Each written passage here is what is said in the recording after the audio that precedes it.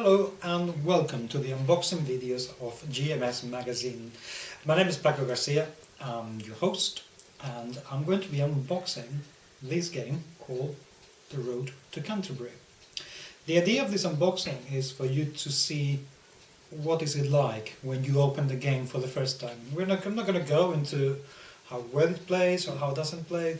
I'm literally just going to go into what do you get for your money. Now, a little bit of background. The Road to Canterbury is a game from Griffon Games, and it was founded by Kickstarter, whereas people basically paid for it before it was produced. And I did that because I know Griffon Games, Griffon and Eagle Games, and the quality of the games tends to be pretty good. And to be honest with you, the theme of the game I found very, very attractive.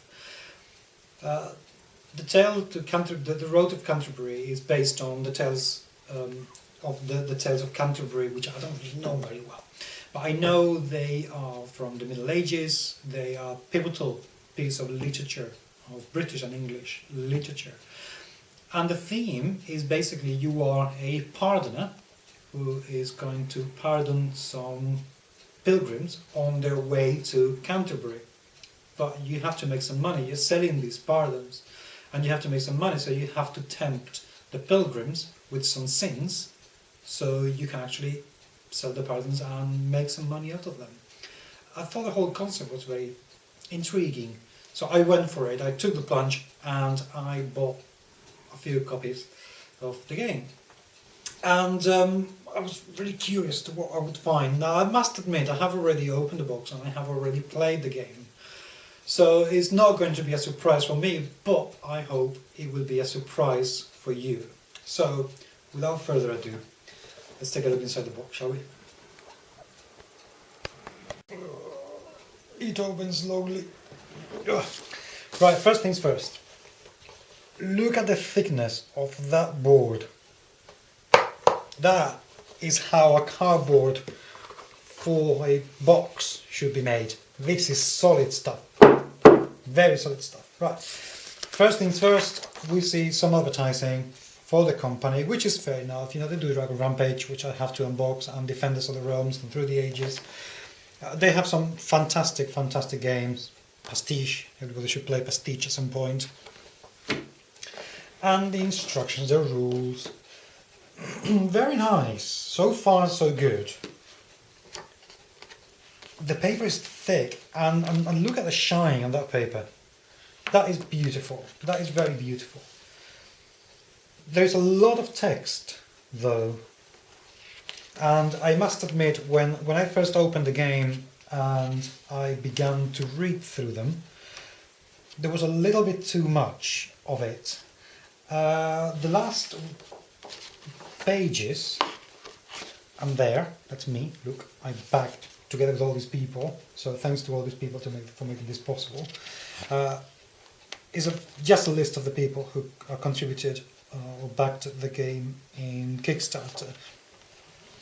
And then you get a little bit of information about Geoffrey Chaucer and the Canterbury Tales, so you have an idea as to where this game comes from and why.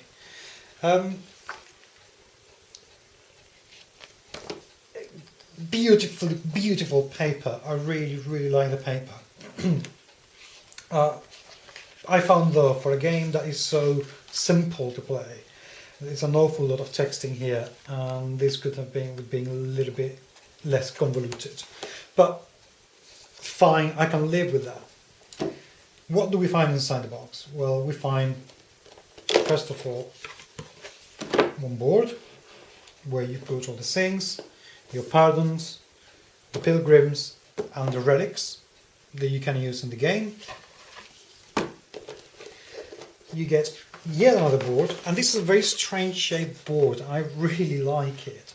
The game is for 2 to 3 players only, and what happens is that you get your things in here, and there are 3 pilgrims that you can tempt with sing and pardon. And then this bit in here records where you are at on your way to Canterbury. So you have to put an awful lot of little pieces that we're going to take a look at in a minute inside this board. So when you put together this board and that board and all the cards and everything, the game does take a little bit of space. For a 3 people's game, it takes a little bit of space. So keep that in mind when you get the game. You also get these, which are another 3 boards with your turn sequence. You're going to be using this a lot. The fact that they have made it into cardboard, the same cardboard that the boards are made of, is a fantastic attention to detail. Really, really brilliant, and I wish more people did it. So very well done. That is absolutely top notch, fantastic. They have done also the same with the pilgrims. Every pilgrim is a thick board, and they're just not going to go anywhere anytime soon. So you get the knight, the friar, the prioress, the man of law, the miller, the wife of Bath, and the monk.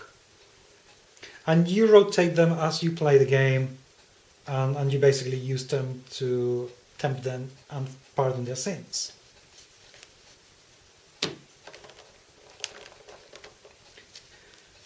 This is what I call a proper card. It's thick, it's been laminated, the design is absolutely perfect for what it's meant to do. This represents the sins. Perfect for what they're meant to do. So this represents the pardons, these ones represent death and the sins. Absolutely beautiful artwork from the Middle Ages. Gorgeous, gorgeous things. And then, to add a little bit of humour to the whole thing, they've created some relics. And the relics are things like the collar of St. Bernard, the knickers of St. Nicholas, and the eyeball of St. Isidore.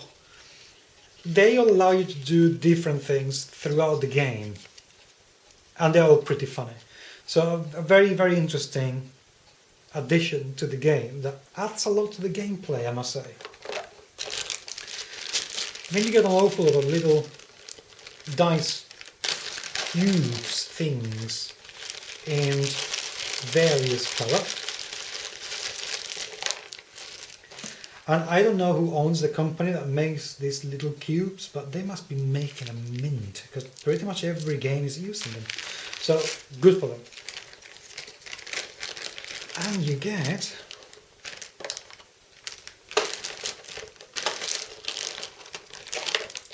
little cheats with tokens for extra turns that you can take when you play the game, and the value of coins.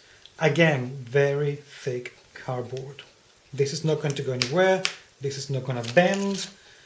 This is beautiful, absolutely beautiful. And production wise, this is what a game should be like. It's absolutely fantastic.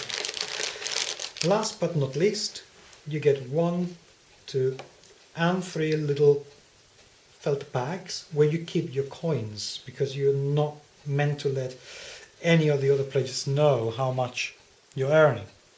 So that's where you keep them. So what do I think about this so far? I love it. I really, really, really like it. This game, despite the fact that it doesn't have very elaborate pieces or and very elaborate anything, does have the wow factor, because everything has been made so strong, so beautifully made, that it just takes you by surprise. It really surprises you very nicely. These cards are beautiful. The lamination is just absolutely gorgeous. The artwork, the whole graphic design, is very much in keep with medieval artwork, and in fact they have used some of the paintings and frescoes and material from the, I believe to be the Museum of Art in New York, which it is very, very appropriate to do. These pilgrims cards, my goodness, they didn't have to do this, and yet they've done it, and it is wonderful. It really is great to be able to handle this without feeling that they're going to bend or anything at all. They really wanted to make something beautiful, and it oozes, and that's great. Same thing with the turn description, the turn sequence cards. They didn't have to do this. Most of the companies don't do it, yet they have, and it works. It just works so well. And then it's the design of this board. I don't know you guys, I have never seen a board that's this shape. It's excellent. The whole design, it works so well. It cannot help but just grab you and say, play me, which is brilliant. Yeah, I paid more than $100 for this when I saw it in Kickstarter. Quite frankly, I cannot be any more pleased with this game and what my money has brought me. 2 to 3 players, weird number, sounds great. Ages 10, yes, I can tell you now, yes, this game can be played by somebody who's 10 years old. 45 to 60 minutes, a little bit optimistic. Allow a little bit more time for that, for the game. But I can promise you, if you can get your hands on this, you will never regret it. It is an absolutely cracking game, from production to the table. And remember, we're having a competition and a prize draw in Twitter. When we reach 1,000 followers, one of the followers will get a copy of The Road to Canterbury, wherever you are in the world. So if you're watching this video, head on to Twitter at GMS Magazine. If you're not following us yet, please do follow us, because you could end up having one of these completely free. And I promise you, you'll love it.